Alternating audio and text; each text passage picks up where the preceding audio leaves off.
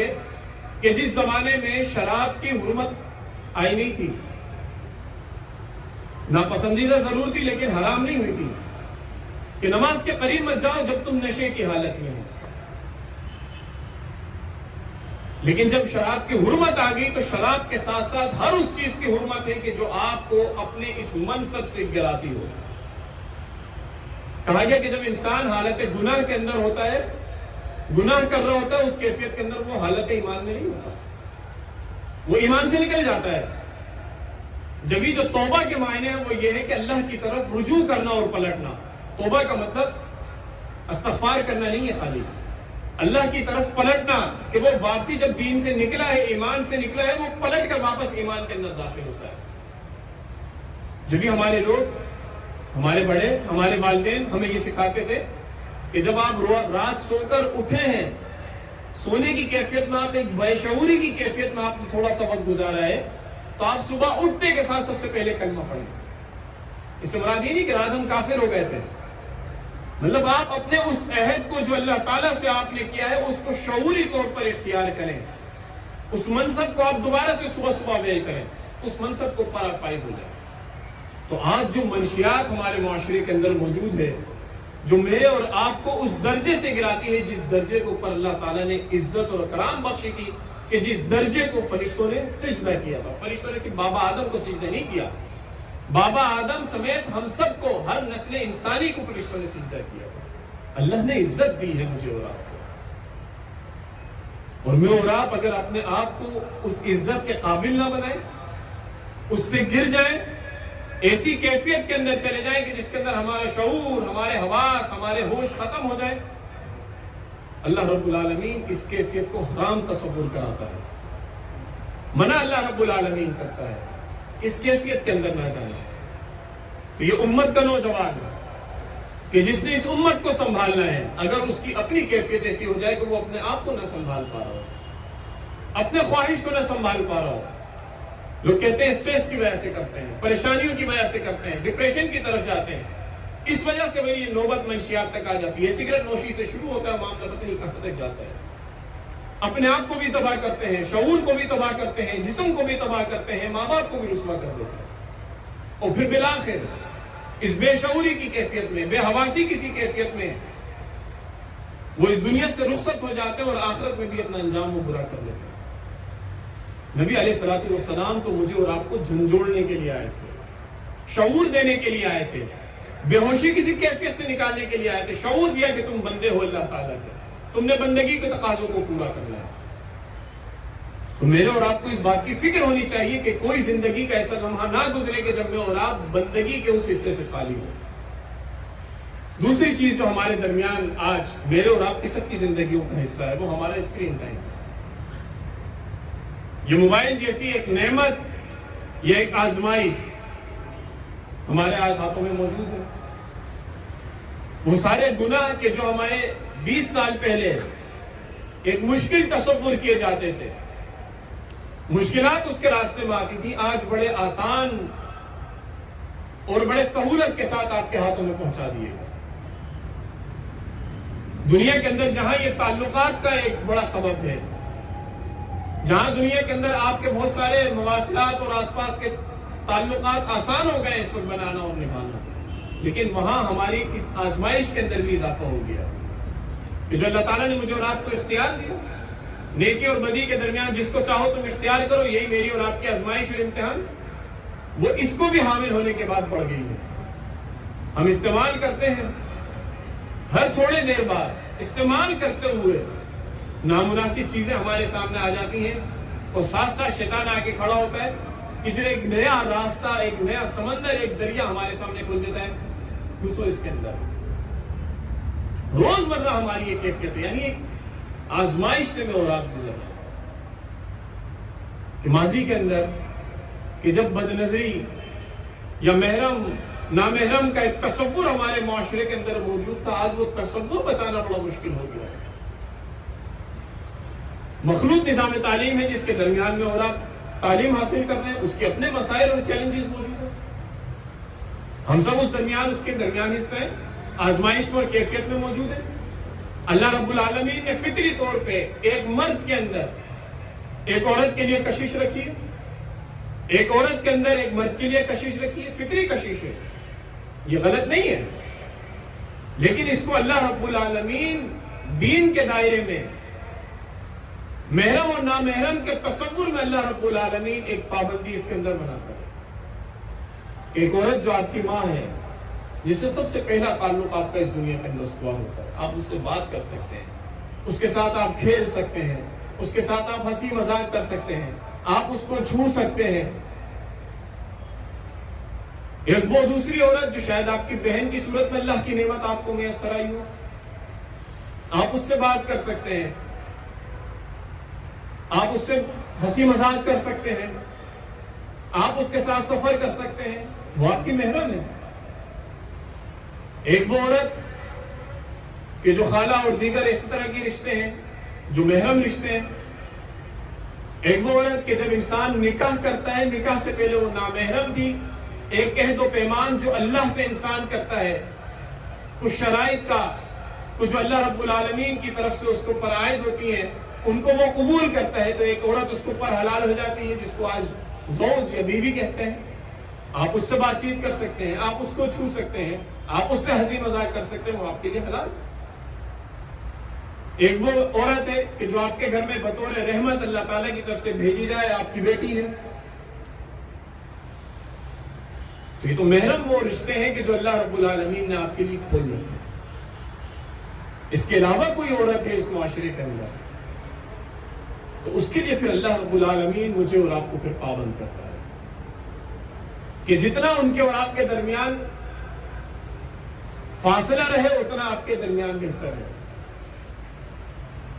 جتنا اس کے درمیان آپ کے درمیان کم رابطہ رہے، اتنا اس کے آپ کے لیے بہتر ہے۔ آپ فتنے میں نہیں جائیں گے، فتنہ پیدا ہوتے ہوئے، فتنے بنتے ہوئے ٹائم بھی لگتا، لیکن ہمارے اس معاشرے کے اندر ہم دیکھیں، کلاسز کے اندر ہماری کیا صورتحال ہوتی ہے، اسائنمنٹ بنائے جا رہے ہوتے ہیں اور بہت ساری چیزیں ہم سب دیکھ رہے ہیں، ہم سب نے یونیورسٹیز کے اندر پڑھا ہے۔ تو بحیثیت مسلمان مجھے اور آپ کو معلوم ہونا چاہیے کہ لمٹس کیا ہیں، حدود کیا ہیں۔ اگر آپ ان حدود کو کراس کرتے ہیں تو اس کا مطلب یہ ہے کہ آپ حدود اللہ کو پامال کرتے ہیں، تو بحیثیت مسلمان میں اور آپ آزاد نہیں ہیں۔ جیسے چاہے مرضی والے ہمارے سلوگن ہمارے نہیں ہیں، ہم تو عبداللہ ہیں، اللہ کے بندے ہیں۔ اقبال نے کہا کہ تیرے آزاد بندوں کی نہ یہ دنیا نہ وہ دنیا، کہ وہ لوگ کہ جو آزادی کا تصور لیے ہوئے ہیں، تو اقبال ان کے اوپر طنز کرتا ہے کہ نہ ان کی یہ دنیا نہ وہ دنیا، یہاں مرنے کی پابندی، وہاں جینے کی پابندی، کہ وہ لوگ جو یہ تصور کرتے ہیں کہ ہم آزاد پیدا ہوئے ہیں، آزادی سے زندگی گزاریں گے۔ اقبال ان سے کہتے ہیں کہ جتنے آزاد بن جاؤ، ایک دن تمہیں مر جانا ہے، اور پھر جس جہاں میں تم پیدا کیے جاؤ گے، تو قرآن بھی مجھے اور آپ کو بتلاتا ہے کہ انسان اس دن کہے گا، تمنا کرے گا کہ کاش مجھے موت آ جائے۔ اقبال پھر وہاں طنز کرتا ہے کہ وہاں جینے کی پابندی، وہاں تمہیں موت نہیں آئے گی۔ اور ایک دوسری کیفیت وہ لوگ کہ جو اس دنیا کے اندر بندگی اختیار کرتے ہیں، اللہ تعالیٰ کی غلامی اختیار کرتے ہیں، اپنے آپ کو آزاد تصور نہیں کرتے، نہ خیالات میں، نہ عبادات میں، نہ معاملات کے اندر، نہ اخلاق کے اندر، وہ اپنے آپ کو محدود تصور کراتے ہیں۔ خیال بھی محدود ہے، فکر بھی محدود رکھتے ہیں، اعمال بھی محدود رکھتے ہیں، تعلقات بھی بڑے محدود رکھتے ہیں۔ اس مراد یہ نہیں کہ زیادہ لوگوں سے یا کم لوگوں سے نہیں، تعلقات کی جو اللہ تعالیٰ نے لمٹس لگائی ہیں، ان لمٹس کا وہ خیال رکھتا ہے۔ تو ان خیالات کے ساتھ، ان باؤنڈریز کے ساتھ اگر کوئی اس دنیا کے اندر زندگی گزارتا ہے، تو اس کا مطلب یہ ہے کہ وہ اللہ رب العالمین کا وہ مومنانہ صفات کا حامل فرد ہے، کہ جس کے لیے اللہ رب العالمین نے یہاں بھی اجر رکھا اور آخرت کے اندر بھی اجر رکھا۔ تو عزیزان محترم، یہ جو ہمارے درمیان اللہ رب العالمین نے نبی علیہ الصلوۃ والسلام کے ذریعے سے ایک فرد بھیجا، کہ جن کو ہم محمد الرسول اللہ صلی اللہ علیہ وسلم جانتے ہیں، کہ جن کے اسوہ حسنہ کو بطور ماڈل، بطور مثال میرے اور آپ کے اللہ تعالیٰ نے پیش کیا، تو انہوں جو اخلاقیات کو اس دنیا کے سامنے پیش کیا، وہ اخلاقیات وہ نہیں، میں اپنی بات دوبارہ دہراؤں، کہ جن خصوصیات خوبیوں کے ساتھ اللہ تعالیٰ نے پیدا نہ کیا.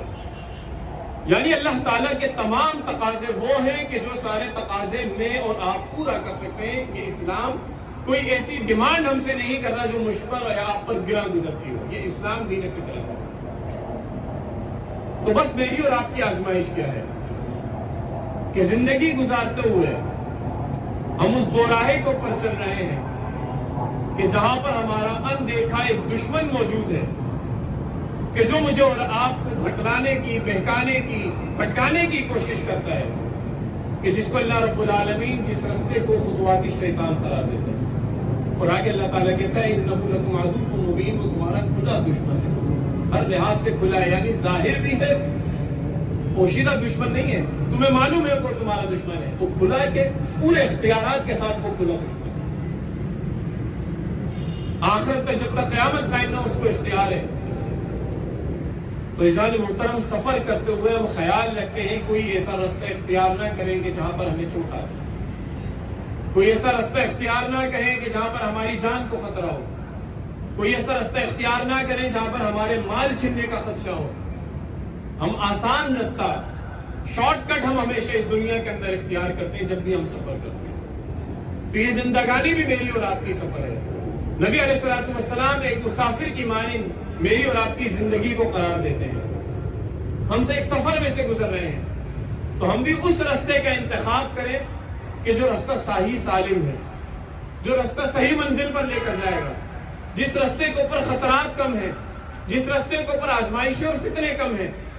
نہ کہ یہ کہ ہم ان رستوں کی طرف چل پڑیں کہ جہاں پہ قدم قدم پر خطرے ہوں، جہاں پہ قدم قدم پر آزمائش ہو، جہاں پہ قدم قدم پر دنیا کی لذتیں ہوں، جو حرام لذتیں ہیں کہ جو مجھے اور آپ کو کھینچ لیں اپنی طرف اور اس کے بعد پھر اپنی زنجیروں کے اندر مجھے اور آپ کو جکڑ لیں اور پھر دوبارہ کبھی سیدھے رستے کی طرف آنے نہ دیں. تو جو اخلاقی طور پر اللہ رب العالمین مجھے اور آپ کو پابند کر رہا ہے، یہ پابندیاں میرے اور آپ کے لیے فائدہ مند ہیں. یہ مجھے اور آپ کو یہاں بھی اس دنیا کے اندر بھی معزز اور مکرم بنائیں گے، اور آخرت کے اندر بھی نبی علیہ الصلوۃ والسلام نے ان کے لیے خصوصی بشارت دی کہ جس کے ہاتھ اور زبان سے کوئی مسلمان محفوظ نہ رہے وہ جہنم میں جائے گا، جنت میں نہیں جا سکتا. یعنی آپ کی زبان اور ہاتھ سے آپ کا مسلمان بھائی محفوظ ہے، اس کا مطلب آپ بااخلاق ہیں،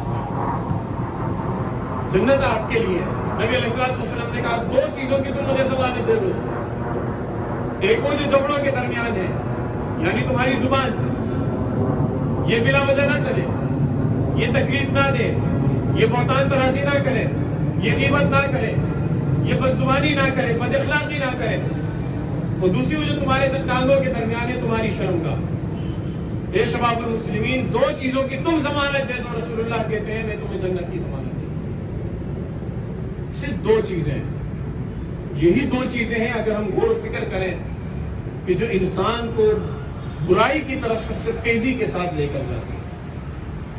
تو عزیزان محترم، ہم سب بھی رسول اللہ صلی اللہ علیہ وسلم سے عہد کریں، اللہ تعالیٰ سے عہد کریں کہ ہم اپنی زبان کا خیال رکھیں گے، با اخلاق، با تہذیب اس دنیا کے اندر اپنی زندگی گزار کر ہم اللہ کے حضور پیش ہوں گے. اسی طرح ہم اپنی شرمگاہوں کی حفاظت کریں گے، شرمگاہوں کا جو حق ہے ہم اس کو حق کے مطابق استعمال کریں گے.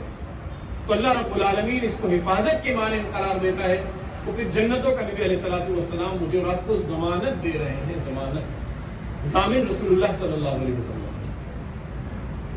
تو آئیے ہم عہد کرتے ہیں کہ ہم اپنی زبان، اپنے ہاتھ، اپنے اعمال، اپنے نظریات، اپنی فکر کو ہم سب کو مسلمان کر لیں، یعنی مطیع کر لیں، مسلم کر لیں، اللہ کے سامنے سرنڈر کر لیں. اور جتنے باغیانہ ہمارے اعمال ہیں، خیالات ہیں، تصورات ہیں، زبان ہے، حرکات ہیں، اللہ رب العالمین سے ہم توبہ کرتے ہیں، تائب ہوتے ہیں، استغفار کرتے ہیں، اس کی پردہ پوشی کا اللہ رب العالمین سے گوش گزار ہے.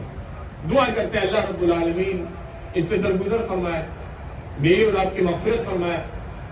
اقبال کا ایک شعر ہے آپ کے سامنے پیش کرتا ہوں اور اپنی بات کو مکمل کرتا ہوں.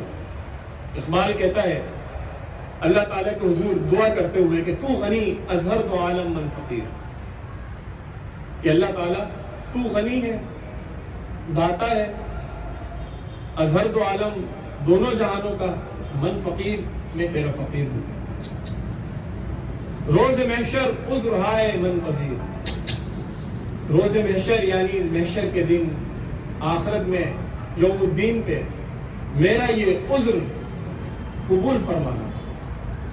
ور حسابم رات بینی ناگزیر، اگر میرا حساب کتاب لازم ہو جائے، ناگزیر ہو جائے، لینا ہی ہو، از نگاہ مصطفیٰ پنہا وحی، تو نگاہ مصطفیٰ صلی اللہ علیہ وسلم سے مجھے چھپا لے، میرے حساب کتاب کو چھپا لے. تو رحمت للعالمین میری اور آپ کے منتظر ہیں آخرت میں، تو تیاری کیجیے تاکہ حضور مجھے اور آپ کو پہچانے، ہمارا استقبال کریں، حوض کوثر سے جام پلائیں، اپنے جھنڈے تلے مجھے اور آپ کو جگہ دیں، شفاعت کرتے ہوئے، اپنے ساتھ لیتے ہوئے جنتوں کے اندر نبی کریم صلی اللہ علیہ وسلم مجھے لے کر، ہم سب کو لے کر چلے جائیں. وآخر دعوانا ان الحمدللہ رب العالمین.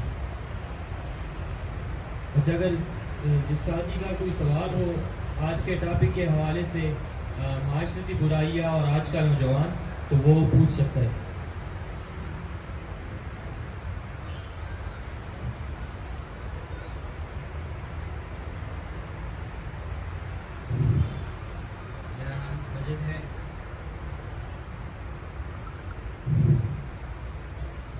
میرا نام ساجد ہے. اور میں ہزارہ ڈویژن سے میرا تعلق ہے. سر، جیسا کہ آپ نے فرمایا کہ اللہ تعالیٰ جب فرشتوں کے ساتھ مشورہ کر رہا تھا کہ میں انسان کو پیدا کرنے جا رہا ہوں، اپنا خلیفہ بنانے جا رہا ہوں، تو فرشتوں نے کیوں انکار کیا؟ حالانکہ اس سے پہلے انسان تو نہیں تھا، تو فرشتوں نے کس بیس پہ اس کی انکار کیا کہ یہ دنیا میں فساد پیدا کے خون بہا کریں گے، حالانکہ فرشتوں کو پتہ نہیں تھا. اچھا، اللہ تعالیٰ نے مشورہ نہیں کیا، اللہ تعالیٰ نے اظہار کیا. اللہ تعالیٰ مشورہ نہیں کرتا. اللہ تعالیٰ مالک ہے، اس کی کوئی مجلس شورا نہیں ہے، مشاورت کا کوئی فورم نہیں ہے، وہ خود حاکم ہے. ساری دانائی حکمت اللہ رب العالمین کے پاس ہے. تو اللہ رب العالمین نے اظہار کیا کہ میں آدم کی یا انسان کی تخلیق کر رہا ہوں، اور کہا کہ وَإِذْ قَالَ رَبُّكَ لِلْمَلَائِكَةِ إِنِّي جَاعِلٌ فِي الْأَرْضِ خلیفہ، جو خلیفہ کی ٹرم ہے اور اس کی جو اختیارات جب فرشتوں کے سامنے آئے تو انہوں نے اللہ رب العالمین کے سامنے اس چیز کا خدشہ محسوس کیا، خدشے کا اظہار کیا کہ جو اختیارات کے ساتھ بھیجا جا رہا ہے، تو اس سے پہلے جو فرشتے تھے ان کو اختیار حاصل نہیں تھا. تو انہیں جو اختیار دیا جا رہا ہے کہ اچھائی کرے یا نہ کرے، عبادت کرے یا نہ کرے، بات مانے یا نہ مانے، اس کیفیت کو انہوں نے کہا کہ یہ تو خون خرابے یا فساد کا باعث بنے گی.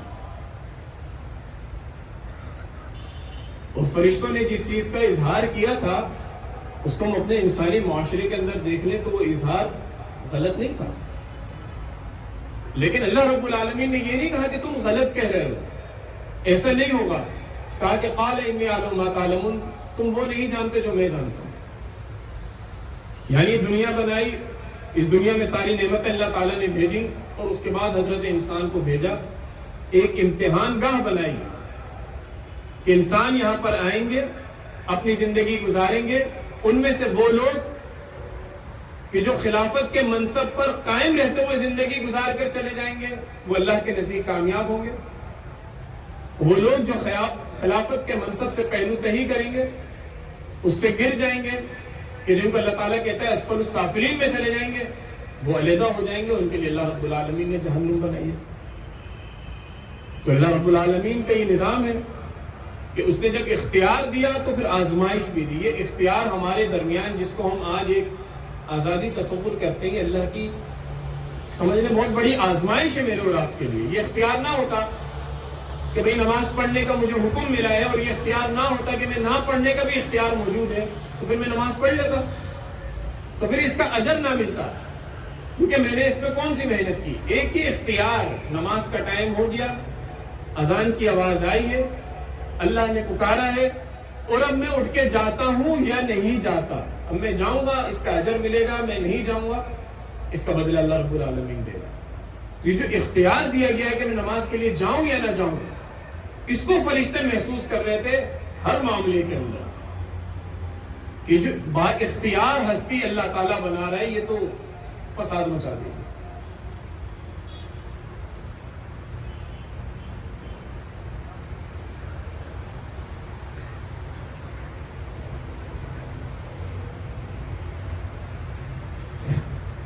السلام علیکم سر.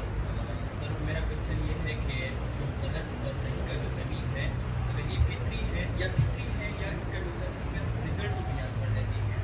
اگر یہ فطری ہے تو وہ ایک انسانوں میں کیے ہوئے پیرنٹس ہیں، اور سوسائٹی ایک سوسائٹی میں جو غلط اور صحیح کا تصور اس طرح ہے اور اس طرح ہے. اگر یہ فطری ہوتا تو پھر ساری دنیا میں اور سارے انسانوں میں ایک جیسا ہونا چاہیے. آپ نے نام کیا بتایا؟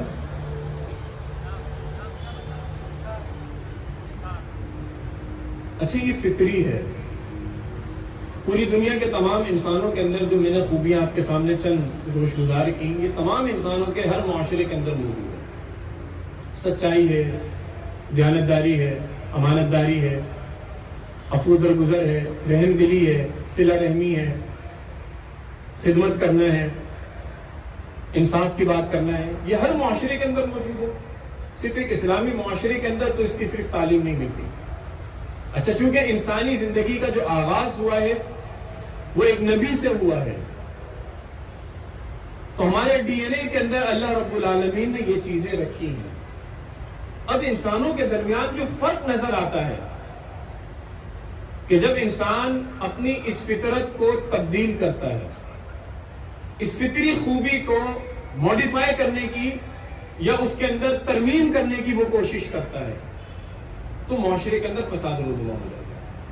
یعنی کہ جس معاشرے کے اندر اگر ہم نمبرز کے لحاظ سے دیکھیں، مثال کے طور پہ ہم 10 ان خوبیوں کو ایک چارٹ کے اوپر لکھ دیں، کوئی کسی بھی معاشرے کا ہم جائزہ لیں کہ بھئی ان میں سے ہر معاشرے کے اندر کوئی 7 یا 8 خوبیاں موجود ہیں، تو آپ کو وہ معاشرہ نسبتاً اس معاشرے کی نسبت کہ جہاں پر یہ 2 اور 3 کی تعداد میں موجود ہوں گی اور 8 خراب ہوں گی، اس معاشرے کی نسبتاً وہ معاشرہ زیادہ بہتر نظر آتا ہے آج بھی سوسائٹی کے اندر.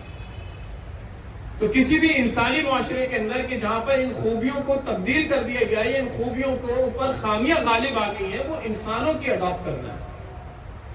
وہ کسی بھی نبیوں کا جو ایک سلسلہ انسانی زندگی کے اندر موجود ہے وہاں پر ہمیں نظر نہیں آتا. یہ یکساں تعلیم ہے جو تمام نبیوں نے دی ہے. تو ایک فطری تعلیم ہے جو سب دیتے رہے. یہ جو تبدیلی نظر آتی ہے یا متضاد رویے نظر آتے ہیں، یہ انڈیویجول انسانوں کے ہیں، اور یہ انحراف ہے اپنی فطرت سے. یعنی اگر میں جھوٹ بولتا ہوں تو اس کو معاشرے میں اچھا کوئی بھی نہیں سمجھے گا، چاہے وہ میرے جھوٹ بولنے والوں کے ساتھ ساتھ میرے ساتھ ساتھ بہت سارے لوگوں کی تعداد بڑھ جائے، لیکن جھوٹ غلط رہے گا، جھوٹ رہے گا. یعنی نہیں ہو سکتا کہ 10 لوگوں کے درمیان 8 لوگ جھوٹ بول رہے ہوں، سب کو معلوم ہو، تو 2 لوگ اس لیے تسلیم کر لیں گے جھوٹ کو کہ 8 لوگ اکثریت کے لوگ اس بات کا فیصلہ کر رہے ہیں. جھوٹ رہے گا. امانت داری ہے کہ ہم بدعہدی نہیں کریں گے یا خیانت نہیں کریں گے. 10 لوگوں میں 8 لوگ خائن ہو جائیں، چاہے وہ اکثریتی کیوں نہ ہو، تو اس کے نتیجے وہ خیانت جو ہے جائز نہیں ہو جائے گی کسی بھی معاشرے کے اندر. ہاں ٹھیک ہے کہ سب لوگ کہہ رہے ہیں تو اس کا مطلب یہ ہے کہ چوری کرنا یا خیانت کرنا یا کرپشن صحیح ہے ہمارے، اس کا مطلب غلط نہیں ہے، ایسا نہیں ہوگا کبھی. تو جو انسانوں کے اندر خوبیاں ہیں وہ ہمیشہ مسلمہ خوبیاں رہی ہیں، اور جو انسانوں کے اندر خامیاں موجود ہیں وہ مسلمہ خامیاں موجود ہیں. اب اگر وہ کہیں بڑھ جاتی ہیں، خوبیوں پر غالب آ جاتی ہیں، تو معاشرہ تباہ ہو جاتا ہے، وہ خود بخود رزلٹ دینے لگتا ہے. اس معاشرے کا ایسا نہیں ہے کہ آخرت میں اللہ تعالیٰ بتائے گا کہ بھئی یہ رزلٹ آیا. آپ کا معاشرہ خود بتائے گا اس کے برے اثرات اور برے نتائج. اور اگر آپ کی خوبیاں غالب ہوں گی، 10 میں سے 8 نمبر 10 میں سے 9 نمبر لے رہی ہوں گی، تو وہ معاشرہ ہی اس کے نتائج آپ کو بتا رہا ہوگا کہ انسان پرامن رہ رہا ہوگا، انسان پرسکون رہ رہا ہوگا، معاشرہ ترقی پا رہا ہوگا، معاشرہ تحفظ محسوس کرے گا، معاشرہ خوشحال ہو جائے گا، تجارت بہتر ہو جائے گی. تعلقات بہتر ہونے لگیں گے, معاشرے کے نتائج آپ کو بتا رہے ہوں گے کہ معاشرہ فطرت پر چل رہا ہے کہ غیر فطرت پر چل رہا ہے, چاہے وہ مسلم معاشرہ ہو کہ غیر مسلم معاشرہ ہو. ہم جائزہ لے لیں, پاکستان میں بیٹھے ہوئے ہمارے بہت سارے لوگ کہ جو یورپ وغیرہ سے آتے ہیں بڑے گن گاتے ہیں وہاں کے, یا بڑی پابندی ہے, ہم سے تو اچھا ہے یار, ہم سے تو بہتر یہودی ہیں, یا ہم سے بہتر جو یہ عیسائی ہو گئے, اور جی فلاں ہے فلاں ہے. کن خوبیوں کی وجہ سے کہتے ہیں نا, تو کیا خوبیاں مسلمان نہیں اختیار کر سکتا؟ یا ان خوبیوں کی وجہ سے ہم یہ کہتے ہیں کہ یار ہم بھی عیسائی ہو جائیں؟ تو اس سوال یہ نشان ہے کہ کیا یہ خوبیاں ہمارے درمیان تھی نہیں, ہم اس کو خوبی تصور کرتے ہیں جب بھی ہم یہاں پہ آ کے بیان کرتے ہیں, لیکن اس کو اختیار نہیں کرتے, اس سے انحراف کیا ہوا ہے, بغاوت کی ہوئی ہے اپنی فطرت سے ہم نے. اب ایک مسئلہ ہے, مثال کے طور پہ جنس تبدیل ہو رہی ہے پوری دنیا کے اندر, ہم دیکھ رہے ہیں. تو آج بھی امریکہ کے اندر الیکشن ہو رہا ہے, تو اس میں جو بائیڈن صاحب ہیں وہ ہم جنس پرستی کے قائل ہیں, آزادی کے قائل ہیں, اور ان کے جو متبادل صاحب موجود ہیں ٹرمپ, ان کا انتخابی سلوگن ہے کہ میں ٹرانسجینڈر جو بل ہے اس کے اندر ترمیم کروں گا, اس کو مشروط کر دوں گا والدین کی اجازت سے, کہ کوئی بھی بچہ خود سے جنس تبدیل نہیں کرے گا جب تک اس کے والدین پرمیشن نہ دیں. یعنی اس معاشرے کے اندر بھی جو مہذب معاشرہ ہے, اس کے اندر ایک معاشرہ اس ٹرمپ کو اس بنیاد پر سپورٹ کر رہا ہے, جہاں بہت ساری سپورٹ کی بنیاد ہے, کہ فیملی سسٹم کی بات کر رہا ہے, فطری ایک بات کر رہا ہے, حالانکہ ہمارے نزدیک دونوں کافر ہیں, دونوں دشمن ہیں. لیکن ہم فطرتاً آپ نے دیکھا کہ وہاں مسلمانوں کے ایک بڑے اجتماع نے مشیگن کے اندر غالباً ان کی حمایت کی ٹرمپ کی. تو اس کا مطلب یہ کہ جو جن مشترکات پر, جن خوبیوں کو پر اتفاق ہو سکتا ہے وہ انسانی خوبیاں ہیں, اور بطور نبی ہمارے درمیان آئی تھی حضرت آدم علیہ السلام لے کر آئے, اور تمام نبی ان خوبیوں کا اعادہ کرتے رہے, یاد دہانی کرتے رہے, ناپ توڑ میں کمی نہ کرو, ہم جنس پرستی نہ کرو, بدعہدی نہ کرو, جھوٹ نہ بولو, ملاوٹ نہ کرو. تمام نبیوں نے اس کی تعلیم دی, ہم نے دیکھا, اور جن قوم نے نہیں مانا اللہ نے عذاب دیا. یعنی اس انسانی گروہ کو اللہ نے بچائے رکھا جو ان خوبیوں کی حامل تھی, اور ہر اس گروہ کو کہ جو ان خوبیوں سے بغاوت کر گئی تھی اللہ تعالیٰ نے اس دنیا کے اندر مٹا دیا, سزا دی. تو ہم جو خوبیوں کی, اسلام جن خوبیوں کی یا انسانی فطرت کی بات کر رہا ہے, تو وہ عین اسلامی بھی ہے اور عین ہمارے مزاج کے مطابق ہے. یعنی کہ میں اپنا مال کبھی بھی چھیننے کا, کہ میں خواہش نہیں رکھتا یار میں باہر نکلوں کوئی میرا موبائل چھین جائے. مجھے ساتھیوں نے بتایا کہ بھئی جو کیفیت آپ کے کراچی کے اندر تھی وہ پشاور کے اندر بھی آ گئی ہے, یہاں بھی موبائل چھیننا شروع ہو گئے. میں نے بولا یار ہم تو سمجھتے تھے کہ اسلام آباد پشاور کچھ بات محفوظ ہے, تو میں کبھی بھی خیال نہیں کروں گا کہ یار میں موبائل لے کے باہر نکلوں کوئی میرا آگے چھین کے چلے گا. لیکن یہی چیز جب میں چھیننے جا رہا ہوں تو میرے نزدیک یہ عمل میرا مختلف ہے. میں کبھی نہیں چاہوں گا کہ مجھ سے کوئی جھوٹ بولے, میں خود بھلے جتنے لوگوں سے جھوٹ بول دوں. میں نہیں چاہوں گا کہ کوئی مجھے دھوکہ دے, لیکن میں اپنی اس چاہت پر دھوکہ کرتا ہوں, انحراف کرتا ہوں. جب میرا اپنا فائدہ ہوتا ہے میں خود دھوکہ دے دوں. یعنی ہم سب بھی ڈبل اسٹینڈرڈ رکھیں, فطرت پر بھی چلتے ہیں کہ جہاں میرا فائدہ ہے, فطرت سے انحراف کر رہے ہیں جہاں میرا فائدہ ہے, چاہے اس کا انسانی معاشرے کو نقصان ہو جائے. تو ہم سب فطرت پر ہیں. کہ جتنی خصوصیات یا خوبیاں آج ہم نے ڈسکس کی یہ فطری ہیں. جہاں جہاں اس کے اندر تضاد موجود ہے, اس کا مطلب یہ کہ اللہ تعالیٰ کی ان فطری خوبیوں کے اندر سے کوئی انسانی گروہ انحراف کر رہا ہے, کوئی انسان انحراف کر رہا ہے.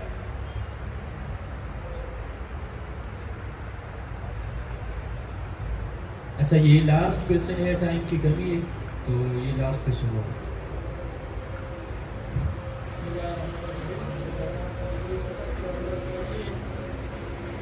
میرا سوال یہ ہے آپ سے کہ ترمذی شریف اور ابن ماجہ میں حدیث ہے پر آمن منکر فلیعین, نبی کریم صلی اللہ علیہ وسلم کا ارشاد ہے کہ جو شخص ناجائز امر کو ہوتے ہوئے دیکھ لے تو اس کو ہاتھ سے بدل ڈالے, مطلب کہ روک لے.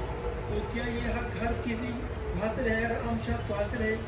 اگر حاصل ہے تو کبھی کبھی ہم دیکھتے ہیں کہ کوئی شخص کسی ناجائز امر کو دیکھ لے اور اس کو ہاتھ سے روک دے, تو ناجائز کام سے اتنا فساد نہیں ہوتا جتنا کہ روکنے سے ہوتا ہے, کبھی کبھی جھگڑا ہو جاتا ہے وغیرہ. تو اس کے بارے میں اسلام کیا کہتا ہے, کیا کوئی گروہ ہونا چاہیے یا ہر کوئی اس کام کو روک سکتا ہے؟ اس کے بہت سارے پہلو ہیں. قرآن میں اللہ تعالیٰ کہتا ہے کہ الفتنۃ اشد من القتل, فتنہ قتل سے بھی زیادہ شدید ہوتا ہے. ہم ویسے کہ مسلمان اللہ تعالیٰ نے ہم سب کو امر بالمعروف و نہی عن المنکر کا حکم دیا. ہمیں حکم دیا گیا کہ اپنے مسلمان بھائی کی مدد کرو, چاہے وہ مظلوم ہو کہ ظالم ہو. صحابہ کرام نے حیرت کا اظہار کیا, یا رسول اللہ صلی اللہ علیہ وسلم, مظلوم بھائی کی مدد کرنا تو سمجھ آتا ہے, ظالم بھائی کی کیسے مدد کریں؟ نبی کریم صلی اللہ علیہ وسلم نے کہا اسے ظلم کرنے سے روکو, یہ اس کی مدد کرنا. لیکن اب اس کے اندر طریقہ کیا اختیار کیا جائے گا, وہ طریقہ بھی پھر اسلام بتاتا ہے. معروف طریقہ اختیار کیا جائے گا. اگر آپ کا اتنا تعلق ہے اپنے مسلمان بھائی کے ساتھ کہ آپ اس کو مارتے ہوئے کسی کے تھپڑ مارو تو آپ نے اسے نہیں یار ظلم نہیں کرو, تو آپ اسی چیز کو اختیار کر سکتے ہیں. آپ ایسا نہیں کریں گے کہ اس کو تھپڑ مارتے ہوئے آپ نے دیکھا, پولیس کو کال کی, پولیس آئے گی, اس کو تھپڑ مارنے سے روکے گی, جب تک تو سب کر چکا ہوگا. سچویشن چینج ہے. ایک ہے کہ کوئی ارادہ ہو رہا ہے, کسی جگہ پہ بیٹھ کے کوئی منصوبہ بنا رہا ہے کہ آج ہم نے فلاں فلاں کام کرنا ہے کہ جس کے نتیجے میں انسانی آبادی کو یا کسی مسلم آبادی کو نقصان پہنچایا جائے گا. اب آپ اس کام میں ہاتھ ڈالیں گے تو آپ کی اپنی جان کو بھی خطرہ ہے, تو فساد پھیل جائے گا. تو آپ نے اس موقع کے اوپر جو ریاست کے اندر موجود اصلاح حال کا ذمہ دار ادارہ ہے, آپ نے اس کو اس کام کے لیے فون کیا تو آپ نے اپنی ذمہ داری پوری کر دی. تو یہ کیفیت کے اوپر ہے کہ معاملہ کیا ہے کہ کس موقع کے اوپر آپ کون سا عمل سر انجام دے رہے ہیں. کہیں یہ کام صرف ایک فون کال کے اوپر بھی ہو سکتا ہے, کہیں یہ کام ہو سکتا ہے کہ آپ کو سڑک پر آ کے شور کرنا پڑے, اس سے ہو رہا ہو. کہیں ہو سکتا ہے کہ آپ کو آگے بڑھ کے فوری طور پہ کسی کو تھامنا پڑے, روکنا پڑے.